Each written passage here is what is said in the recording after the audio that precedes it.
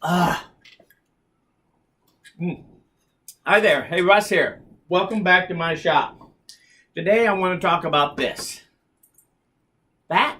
No, the air filter. What's that? Oh, that's that's what I call field dressing. About a half hour ago, I accidentally cut myself with a razor knife. And no, I didn't need stitches or anything, but I'd leave a blood trail wherever I go if I didn't wrap it. So just quickly, I just take a paper towel and then whatever tape is handy and wrap it up. So I learned that trick from MASH. Anyway, kind of reminds you of Roy Underhill, doesn't it? Or maybe Les Nessman. Huh? How old are you? Yeah. Anyway, yeah, I'm done with it. So now I can throw it away. I'll go in later and show this to you-know-who, and she'll feel sorry for me and bandage it up and everything. So I'll do that in a little while before it gets dirty. But at least the bleeding has stopped. So anyway, the air filter is what we want to talk about. So let's talk about that. You have to clean them if you have one. I have 4 shop vac here, and 3 of them use this filter. I don't have any choice. It's just the best way to filter the fine dust when you're using a shop vac.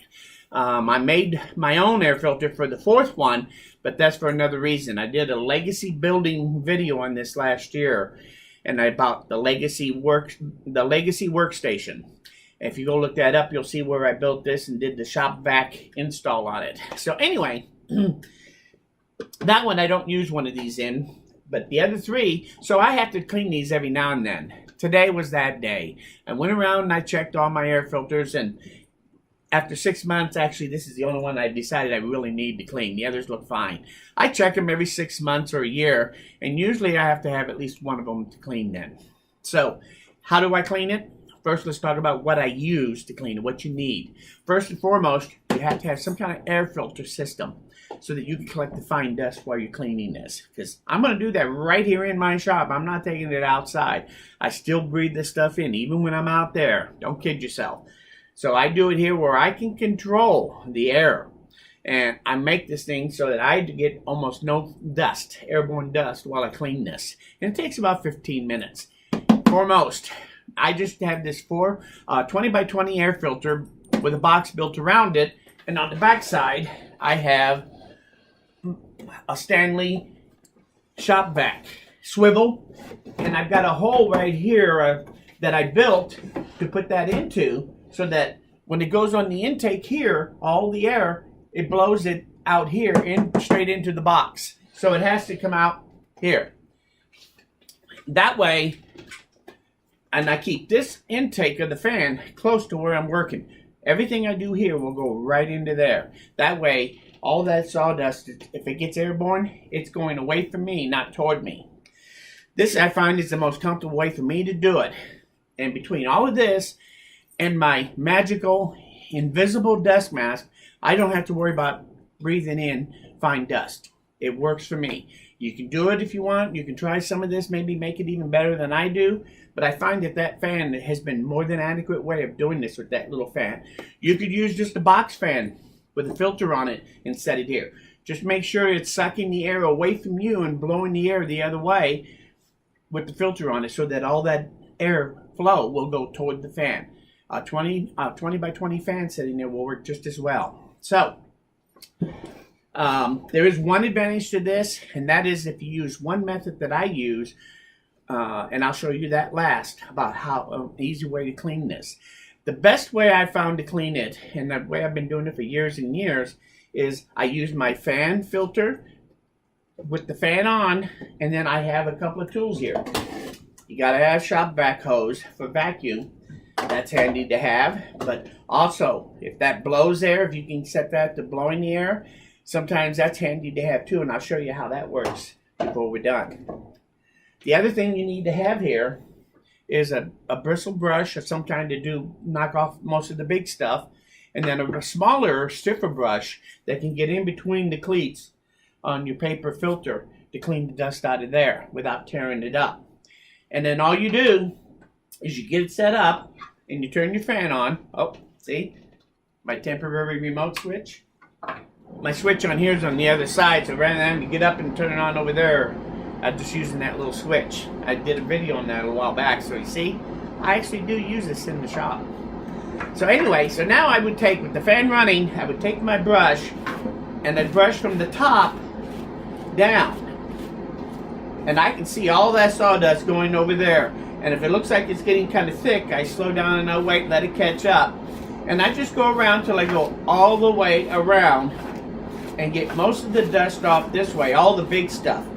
I turn it over and I go through it again, doing the same thing.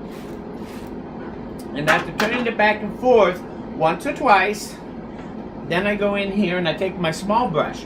Now when you use this, and either brush, don't do it right here in front of you.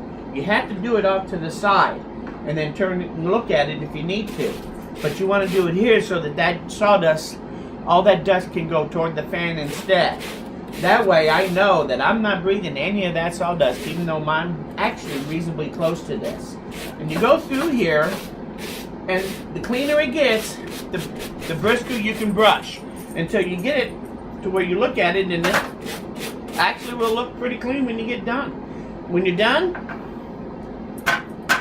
just make sure everything is good. Now you can take and put that back on, nice and clean, and put everything away.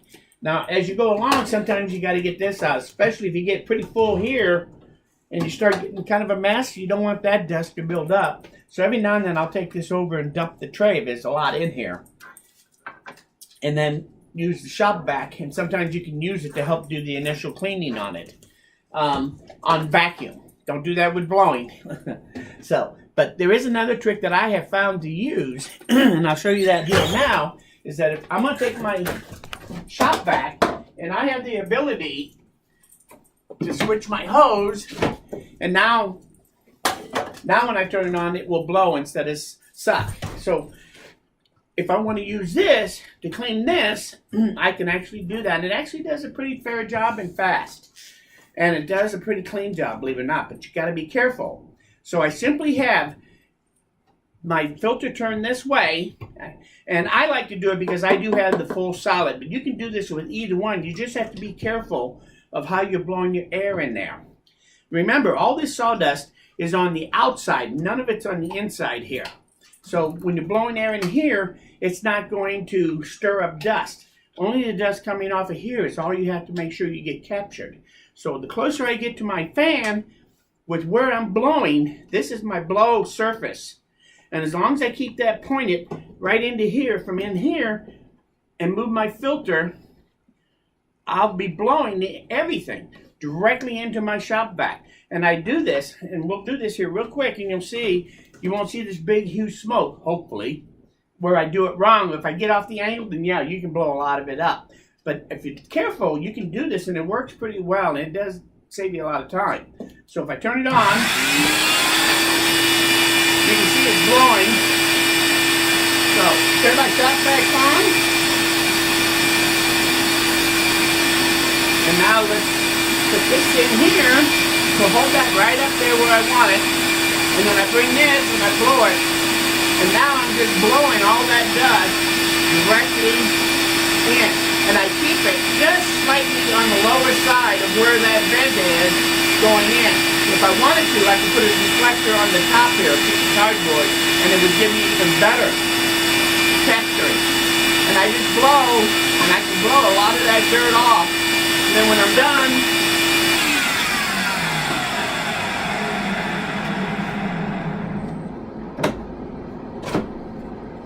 so that's how you do it with blowing if you want to. And I don't have any airborne dust in here now from that, even though I blew on that. And I haven't really cleaned it completely yet, so I was getting a pretty good chunk out of there of going up in there. And it did. Almost 99% of it all went up there. So at this point, I found this to be the best way that I can clean my air filters. It takes about 15 minutes or so, and add on the amount of time it takes you to take the filter in and out. It's really not that bad. So, and I do it once a year or so in these different ones. Keep it in mind, if you like to not just have to stop what you're doing and cleaning, have a spare. And then you can clean that one in your spare time when you feel like setting up to do it. So set up a little workstation to be able to catch your dust, especially your airborne.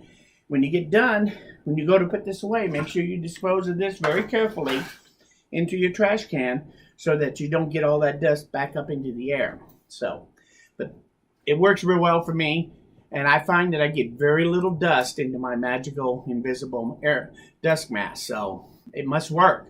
Anyway, you can try this with or without a dust mask, or you can use a regular dust mask instead of the magical one if you want. That would be your choice, but I find the magical one works for me just fine. So anyway, if you have any comments or you want to share how you do your shop vac filters, let me know. I think everybody would love to hear it. If you like this video or if you learned something here, hit that like button. It always helps me and makes me understand that I'm doing the right things. So, most importantly though, please come back again because I'm nowhere near done. I got so many things going around in my head to show you that I don't think either one of us will get bored. So, we'll see you again very soon. Thanks.